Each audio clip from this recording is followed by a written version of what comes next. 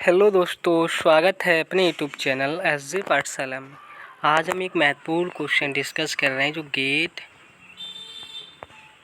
M यानी mathematics 2025 के exam में पूछा गया था। इस क्वेश्चन में हमारे पास क्या क्या इन्फॉर्मेशन है और इसमें लिखा है consider the system of ordinary differential equation dx/dt बराबर mx। ठीक है, ये हमारे पास एक सिस्टम दिया है और बोल रहा है कि where M is a 6x6 skew symmetric matrix. ठीक है, अब स्क्यू सिमेट्रिक मैट्रिक्स है तो उसकी जो हमारे पास प्रॉपर्टीज़ होती हैं, उसकी प्रॉपर्टीज़ क्या होती है। Number 1, skew trace always zero होता है। ये होता है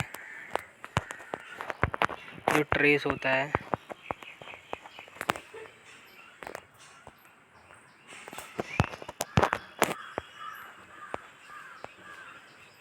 ट्रेस ज़ीरो हो गया।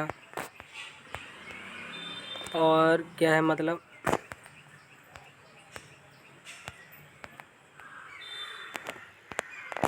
ट्रेस ज़ीरो होता है और एक इसके डायगोनलिटीज़ में ज़ीरोज़ आते हैं। ठीक है, या प्योरली इमेजिनरी या डायगोनल। ठीक है, इसके डायगोनल में ज़ीरो आते हैं, प्योरली इमेजिनरी नहीं होते हैं। डायगोनल हमेशा जो डायगोनल एलिमेंट होते हैं वो ज़ीरो होते हैं और इसकी जो आइगन वैल्यूज़ होती हैं या तो ज़ीरो होते हैं, प्योरली इमेजिनरी होते हैं। ठीक है,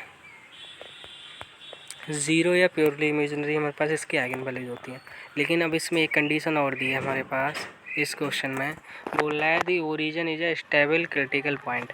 अगर स्टेबल क्रिटिकल पॉइंट है तो एक चीज़ जानते हैं, क्योंकि जैसे हम इसका M X D X over D T goes to zero तो हम क्या बोलेंगे, एक्स गोज़ टू ज़ीरो इस कंडीशन से।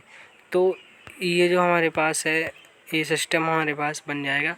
तो ये स्टेबल क्रिटिकल पॉइंट होता है, उसमें हमारे पास केवल इमेजिनरीज आइगन वैल्यूज़ होंगी, तभी हमारे पास स्टेबल क्रिटिकल पॉइंट हो जाए। इसमें सेंटर आ जाएगा, सेंटर में ही हमारे पास प्योरली इमेजिनरी होता है तो स्टेबल क्रिटिकल पॉइंट होते हैं। अब जब ये तो आइगन वैल्यूज़ हमारे पास ज़्यादा से ज़्यादा क्या हो सकती हैं, plus minus iota, plus minus iota और प्लस माइनस आयोटा। यही प्योरली इमेजिनरी का केस हो गया। इस केस में यही वाली आइगन वैल्यूज़ हम बोल सकते हैं कि प्योर मान सकते हैं ना।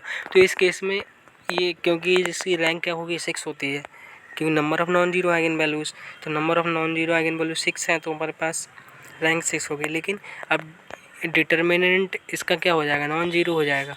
डिटर्मिनेंट जैसे ही नॉन जीरो होगा तो हमारे पास रैंक 6 आएगी।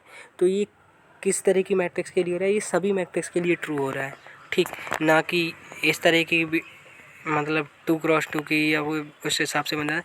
तो ये एनी सभी मैट्रिक्स के लिए ट्रू हो रहा है। तो इस प्रकार ये any such matrix of M. ठीक, तो हमारे पास ऑप्शन ए ट्रू हो जाएगा इस केस में, ऑप्शन ए ट्रू हो जाएगा। तो देखिए देख सकते हैं, जैसे हमने इसका आंसर भी लिखा है।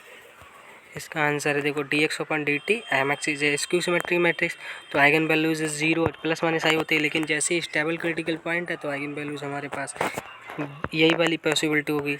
तो हमारे पास इसका जो ट्रेस हो गया इस केस में वो नॉन ज़ीरो हो गया ना ज़ीरो हो गया। ठीक है, ट्रेस ज़ीरो हो गया और डिटर्मिनेंट हमारा ट्रेस ज़ीरो हो गया, डिटर्मिनेंट हमारे पास नॉन जीरो हो जाएगा। तो क्रिटिकल पॉइंट इस हिसाब से निकालते हैं ना, तो एम एक्स ज़ीरो तो x is a critical point.